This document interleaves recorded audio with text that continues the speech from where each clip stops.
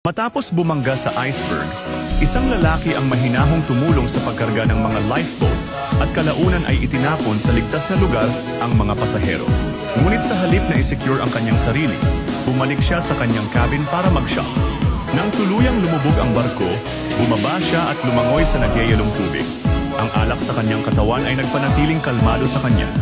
Ilang sandali ay isang lifeboat ang nagligtas sa kanya. At sa kabila ng nagyayalong temperatura, nakaligtas siya pero ngayon patay na siya.